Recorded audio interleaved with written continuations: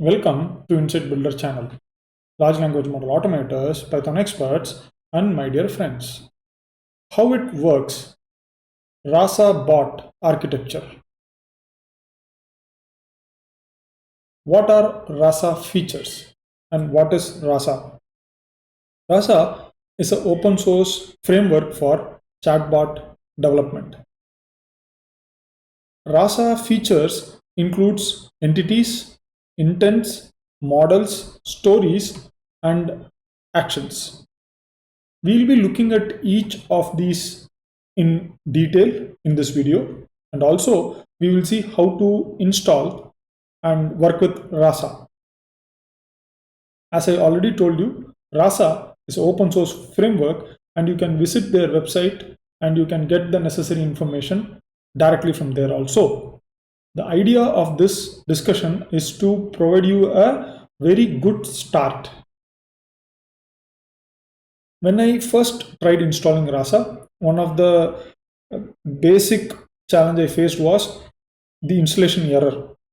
If you are a recent Python user and if you have updated your Python, then the version of Python will be 3.11 in your case.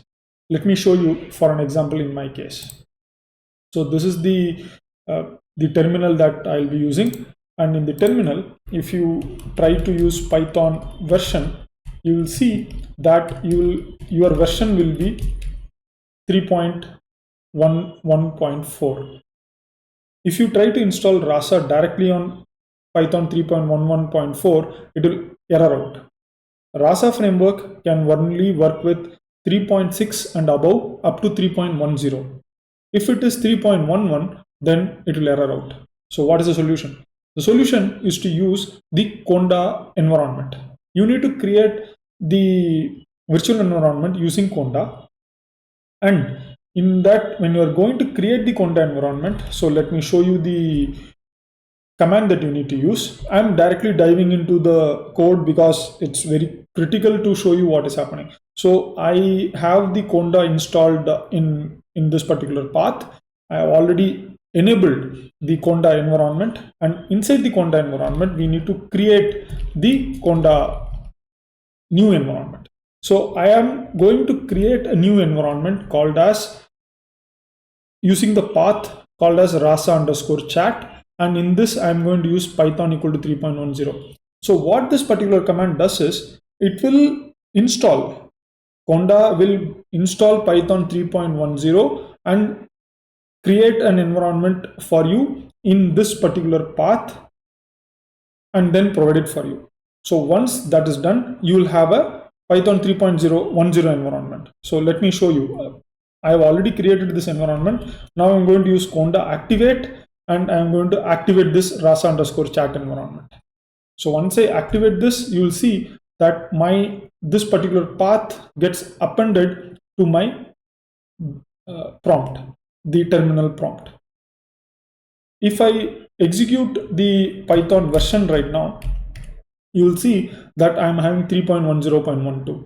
So here, when I don't have this prompt, when I don't have this, you will see my version is 3.11.4. And now once I have this prompt changed and I am inside the Conda environment, I am having Python 3.10.12. With this particular Python environment, if you do the pip install Rasa, then it will work, or else it will actually error out. One of the alternate methods that I used when I installed Python along with Rasa was to have a separate virtual machine itself, where I had a different operating system called Fedora, and I started working there. Then I realized, okay, I can use Conda environment and I can create the similar kind of a experience inside my local machine itself. There is also one more option that you can use. You can create multiple Python installation in your own local machine, but it is little more intensive. It's better to use Conda because Conda automates the process of creating multiple environments. So this is one of the important steps that you need to complete before you install Rasa. Next thing that I want you guys to concentrate is on the installation process itself. So what happens if I go ahead and install in my machine right now, since it is already installed, it will just run through the entire process, and it will finish in matter of minutes, matter of seconds in fact. But when you try it in your machine for the first time, this is going to take you at least 30 to 40 minutes, and also it's going to download a lot of libraries. Especially it will download the TensorFlow library. The TensorFlow 2.0 library will be downloaded, and the associated libraries for CUDA also will get downloaded. This is going to take time. So what will happen is, if you are new and if your bandwidth is low, this might actually create a challenge for you. So keep this in mind when you are going to install Rasa, and it is required. Without the TensorFlow models, you will not be able to work with Rasa models, Rasa chatbots going forward. So it is one of the key parts of the Rasa bot architecture. Once the Rasa is installed, so you can use pip install Rasa to install the entire system, and as I told, it will go through the process. After you have installed it, you can have these commands at your disposal. So I'll be going through these commands right now, step by step, and I will create a new project and show you what is there in the new project. Let's start. I'll be discussing about these points in the shell right now. So I am in the shell right now, and I am going to, all the code that I am discussing here will be uploaded into the GitHub repo, and the GitHub repo name and the link will be shared with you guys in the YouTube description below. The folder will be rasa_tut_bots. So that will be the repo name. And if I do an ls on this, you'll see I already have first, second, third, and fourth bot. I'm going to create one more directory here, which is named tutorial bot. So this is the bot that I'm going to use for this particular tutorial. I'm going to cd into this particular directory, and here I'm going to run Rasa init. Once I run this command, if the Rasa is properly installed, then it will start processing. So you'll see that it reviews the entire environment and the backend, and then it comes to the point where it says that, okay, now let's start. Please enter the path where the project will be created. The default is current directory. The reason why I created the tutorial_bot is to have a directory inside which all the folders related to the project can be placed. So if you come down here, you'll see by default it is referring to the current directory. So I'm going to press enter. The moment I press enter, it will do all the necessary configurations in the current directory, and you'll see there are lots of files getting copied here. You can see this. It is copying the config, NLU, stories. It's also copying the domain, endpoints, etc. And all of this is done inside the tutorial_bot. I'll be showing it in after I complete this step. So it's asking, do you want to train an initial model? I'm going to say yes. The reason is, you'll see that we can immediately start chatting with the bot that has been pre-programmed by the Rasa developer team. Also, you can see that the pipeline is automatically getting chosen, and a lot of components. These are all the models that I was talking about. And these all models, the diet classifier, the entity synonym mapper, the count vectorizer, all these have been already created inside the code itself that has been provided to us, and then the models will be created. You can see the model is already created. And all this is happening in the CPU only. We are not using any kind of GPU or high-end hardware. This is happening in a regular CPU and along with your RAM. If your RAM is limited, if you're having a 4 GB or an 8 GB RAM, this will take a little bit of a time. However, it will get completed in no time. It is asking finally that, do you want to speak to a trained assistant right now? I'm going to say yes, so that you guys can see what exactly happens.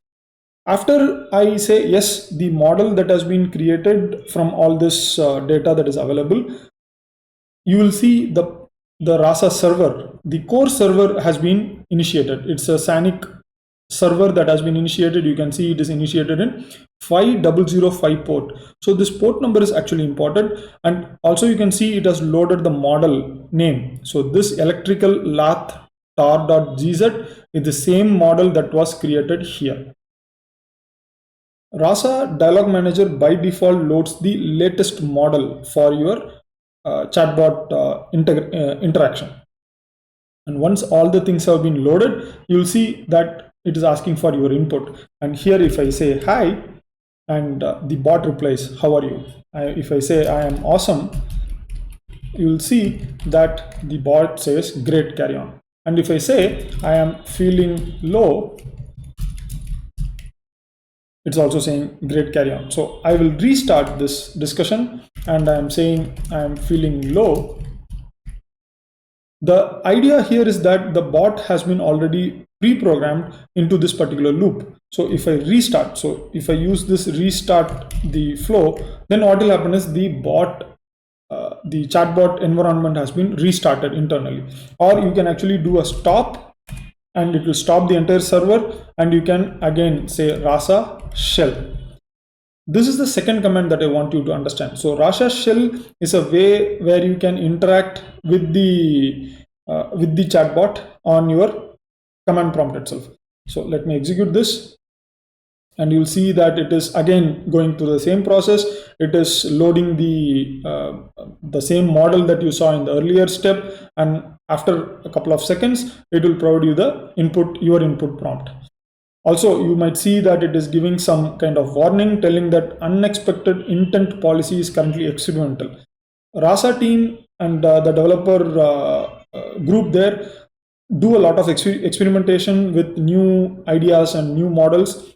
TED intent and unexpected intent policies are a new kind of models that has been introduced. I will be discussing about that in the next videos. Let me continue now. Let me say hi again. I'm saying I am not feeling good. You'll see that I have made a mistake, and it is by default saying carry on. We can actually make this particular bot to respond to us more properly, and also we can see what are the options that is available inside this particular bot. So for that, we will stop, and we will visualize what is there inside the bot dialog management. So if I do Rasa visualize, what will happen is it will open a new window like this, and you'll see that the Rasa bot has this particular kind of a dialog tree where it starts with the basic human introduction. The human interaction is all highlighted with green, while the bot interaction or the response is all white. This is how you know which is human action and which is bot action. Every human action is called as an intent, and every bot action is called as a response. Every intent. So from now on, I will be talking about only intent. You should realize that it is created by the human. Every intent usually follows by an action by the bot, and the intent action pair, when it is connected together into a series or chained together, it becomes a story. And that story is how the dialog manager manages the entire chatbot. So this is an overview, the overall architecture that I wanted to discuss about. Now, next step, what I will be doing is I will be showing you the various files. As I was initially discussing, that once you create the Rasa project with Rasa init, you can use Rasa train, Rasa shell, Rasa run actions. All these things we will be looking at in the series of videos, but in this discussion we saw Rasa init and we saw Rasa shell. We also saw Rasa visualize. After this, we are going to discuss on the YAML files. All the configuration inside the Rasa chatbot is done using the YAML files.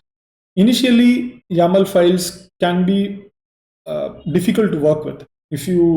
There are certain key differences between a regular text file or a markdown file and an YAML file.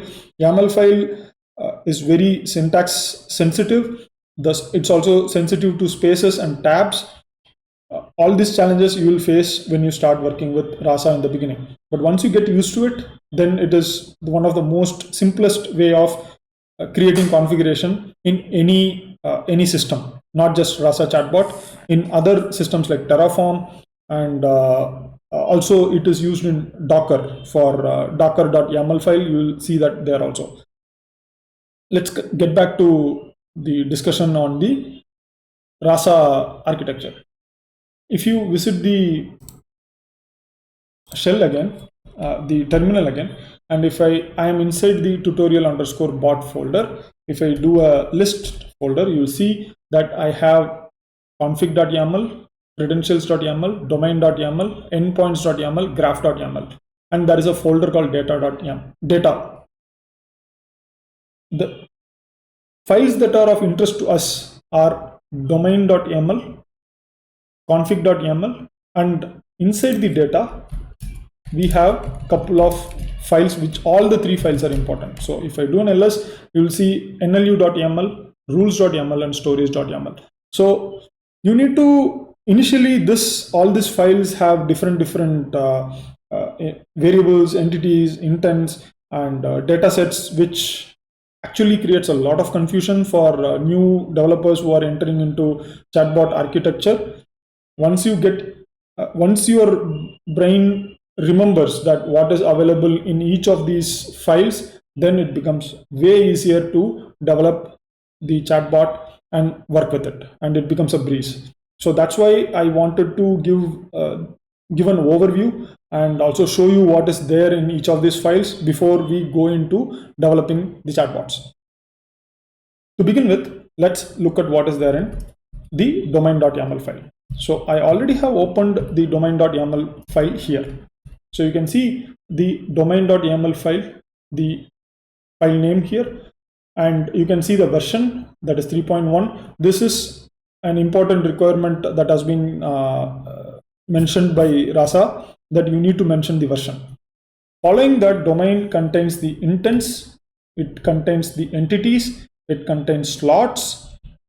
If you scroll down, it contains forms, it contains responses, and finally actions. Domain.yaml file is the ecosystem or the environment in which your bot operates. Understanding what is available inside this domain.yaml file can easily make you to understand what the chatbot is going to do. So if there is going to be a new chatbot that you are going to work with, first of all, you need to review the domain.yaml file, understand all this variables, entities, intents, and then only you have to go for the next step. The next step is to visit the nlu.yaml file. So nlu.yaml file is the file that provides the data set for the chatbot for training. If you have followed this series of videos, in the earlier video in this series, in this playlist, I had explained that. Let me go to the Chrome browser, where you see that the dialog manager and the dialog path is shown to you. Once you create the domain.yaml file and you mention the intents and the entities, you need to give the data to the dialog manager so that it can get trained itself to find the intents and the entities. And also you need to provide the data for the dialog manager to train itself to predict what is going to come after good afternoon, whether it has to be utter greet or utter cheer up or utter goodbye. These kinds of prediction has to be done by the model. For this, we need to provide the data set for it. So in order to create the data sets, there are three files. One is nlu.yaml file that I was showing it to you, that will help to classify the intents and the entities. Let me go back. So you will see that the NLU has the intents and various examples, and in a couple of examples you will see that it has got some entities also. I'll be diving into these details in a couple of videos with examples and proper problems and solutions. in this case, I'm just showing you what is happening. So understanding this is one of the major challenges I faced when I started working on the chatbot architecture. I felt that I need to show this to you first. After this, we know we have given the data set for the model to train on identifying the intents and identifying the entities. But now we need to give the data set to the model for training on predicting what is going to come after a particular intent or a particular response. So for that, we will have the stories. So if I'm going to go into first bot, data, I have to go into the tutorial bot, data, stories. And if I go here, you will see that there are many stories here, and each stories have a name. It has series of steps. Same way, you see there is a sad path 1, sad path 2, and each of the stories have steps like intent, action, intent, action. What happens is this stories file will become the data set for the model to train itself and predict what will come after greet, what will come after mood unhappy. So by looking at this data set, it can try to predict that, okay, if the intent of the human is unhappy, then the model has to use the action utter cheer up, and after that it has to predict utter did that help. Both of this steps has to be predicted by the dialog manager, and stories.yaml file helps to do that. Apart from that, there is one more file that helps to create a similar kind of a data set, that is rules.yaml file. I will go into data again, and you'll see rules.yaml file. Here you will see that there is a very fixed rule telling that, okay, if the intent is goodbye from the user, then the action should be utter goodbye. And if the intent is bot challenge from the user, then the action should be utter I am a bot from the chatbot. So these are all very fixed and rigid rules that has been created by the developers for the chatbot to follow. Right now, so I have given a pretty high-level overview of what is going on between the various files and the intents, entities, and the stories. Final piece of the puzzle is the actions.py. Let's go to the terminal again, and let me visit the actions folder. So all the Rasa chatbot projects will have actions folder. Inside that, there will be actions.py. By default, the actions.py script is all commented out, meaning until unless you define an action, that particular action will not get programmed here, meaning it should not be present for the action server to work with. So if you want to work with this file, you have to enable all this comments. You have to make all these comments, change all these comments, and you can start working one by one like this. And what will happen is, you will see that you can actually see that it is a basic Python script which is doing some kind of a activity. As of now, we are I'm not going to dive into the concept or the logic that this particular action is doing, but in future videos I will dive into it. Let's go back to the presentation. All these files that we saw till now, domains.yaml file, NLU, the rules and stories, action.py, are all part of the architecture. So if you go up here, you'll see that there is entities, intents, stories, actions. So these are all part of the chatbot architecture. And we have the models. The models are created by using all these files that you saw. But in order to glue all these things together and create a system out of it, the Rasa project has config.yaml file. So let's go back and let's exit this without saving it. And let me open config.yaml file. This config.yaml file has variety of models, tokenizers, featureizers, and policies. So if you scroll down here, you'll see that it has got various policies like rule policy, unexpected intent policy, and TED policy. All these policies decide that what kind of models and what kind of classifier and featureizer models, tokenizers have to be created inside the models directory. This is all done automatically. Once you, all you need to do is you need to come to this particular config.yaml file and uncomment this. By default, this will be commented out, and as you can see, the following default policies were used to train your model. So if you don't uncomment also, it will work on all these models by default. And if you want to then work with certain models only, then you can comment them out and uncomment the models that you want. So these things we'll be diving into it in detail in the coming videos. So I believe that you have got an overview of Rasa chatbot architecture, as well as how the chatbot, the intents, entities, actions, and stories work. You have also seen how to install Rasa and what are the challenges you might face and how to circumvent it using the Conda environment. Also, to keep in mind that it will install TensorFlow library, and its related child libraries also will get installed. We saw a lot of information in this video. I believe that you like this video. Do leave a like, share it with others, and subscribe to my channel for further updates on similar kind of discussion on Rasa chatbot. Till then, practice, practice, practice, practice. See you guys. Have a great time.